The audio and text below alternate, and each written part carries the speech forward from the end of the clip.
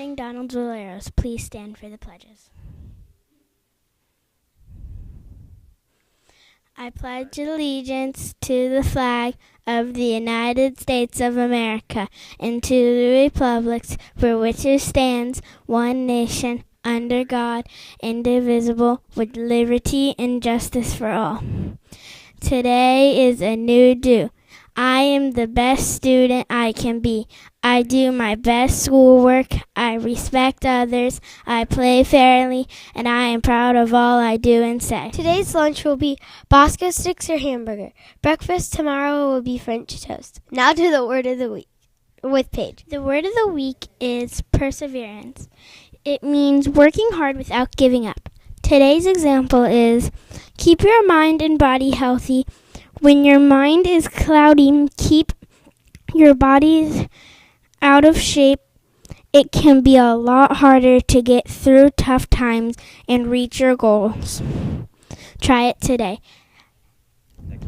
Next to Chase. The thought of the day is courage doesn't always roar. Sometimes courage is that quiet voice at the end of the day saying, I will try again tomorrow. Next to today's weather with Sammy. Today's weather will be partly cloudy, high 71, low 46. Now to today's birthdays and upcoming events with Mila. Today's upcoming events are Tristan A. is celebrating a birthday today. Happy birthday, everyone. Here's today's trivia with Logan. Yesterday's question was, what sweet food made by bees using nectar from flowers?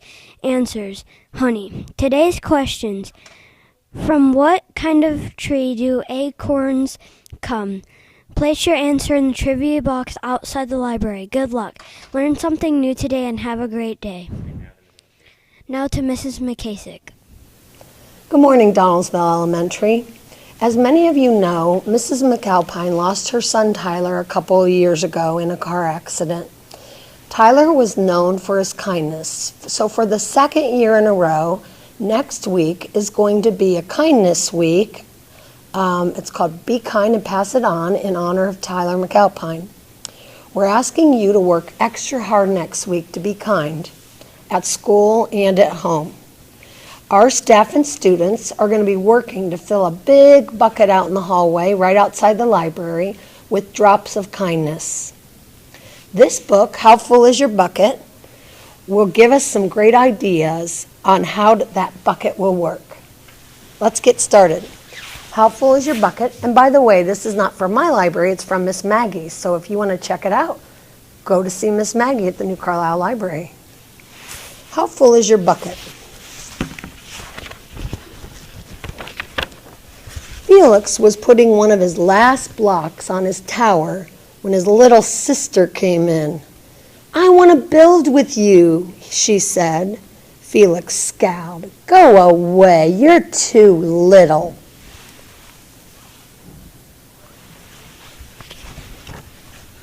I'm big. Stay back, you'll knock it over. I am very careful.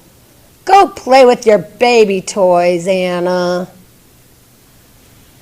Look what Anna does. She gets mad and she kicks it and it says the whack. Sounds familiar. Grandpa! Grandpa shook his head. Felix, you just dipped from your sister's bucket. Like everyone else, Anna has an invisible bucket. When it's empty, she feels bad. But when it's full, she feels great. Didn't you ever notice your own bucket? Invisible bucket? Sometimes Felix couldn't tell when his grandpa was joking. But the next morning, when Felix woke up, there it was. A small gray bucket floating above his head.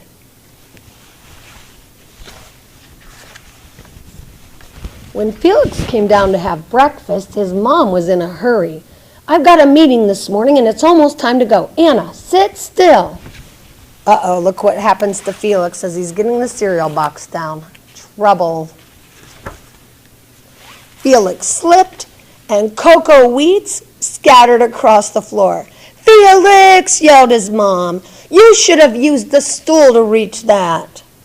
Felix could feel his bucket tip, and big invisible drips fell out. Drip, drip. "Ha ha!" Anna laughed as she crunched the cereal with her shoe. Drip. "Get the broom and clean up that mess before you miss the bus," shouted Mom. With the school bus honking, Felix quickly swept up the cocoa wheats and grabbed the last blueberry muffin. But before he could even take one bite, Buster jumped up and grabbed the muffin from his hand. Drip. "Hey," then he got to school. "Hey, look at Felix's new backpack. My baby brother has one just like it." Drip. Psst. The kids in the hall were talking about him. Psst. Felix. Psst. Drip. "Watch out, Shrimp." Drip. He is losing all the drops from his bucket. It was still morning, and Felix's bucket felt almost empty. Not a good day for Felix. As he watched his classmates walk into the room, he secretly hoped they would trip and fall. That's what it feels like when you have an empty bucket. Felix slumped into his seat and waited for something else bad to happen. Mrs. Bummelnickel walked slowly up to his desk and handed him a paper. He could hardly bear to look at it. "Felix, you wrote a wonderful story. Would you please share it with the class?" Felix grinned and felt a big drop land right in his bucket. Drop. The class grew quiet as Felix read. They laughed at all the right places and oohed at the scary parts. When Felix finally read the end, everyone clapped. Even Emily, who sat next to him and didn't even like dinosaurs. Felix felt a whole shower of drops land in his bucket. Maybe the day wouldn't be so bad after all. Drop, plop, drop, plink. Now that bucket's filling up. He goes to eat lunch and he sees a love note from his mom. Drop. Team captains today are Veronica and Felix. Drop. He's in art class and the teacher says, "Nice cow." And he says, "It's a dog." And the teacher says, "Well, those are nice colors, Felix." Drop. Cool laser ant backpack, Felix. Drop. Look at that bucket. It's filling up. By afternoon, Felix's bucket was nearly full. At recess, when he looked around, Felix suddenly realized that his grandpa was right. Everyone else had a bucket too. And so Felix starts to fill other people's bucket. "Let me help you." Drop, drop. "Here's your baseball. Catch." "Thanks, dude." Drop, drop. "Hi, I'm Felix. Is this your first day?" Drop, drop. The strange thing was that for every drop he helped put in someone else's bucket, he felt another drop in his own bucket. When Felix burst in the door after school, he shouted, "You were right, Grandpa. I do have a bucket and I understand how it works." Then he saw Anna's torn doll. "Bad dog," he almost scolded. But then he thought dogs might have invisible buckets too. Your doll will be okay, Anna, said Felix. Mom will fix her.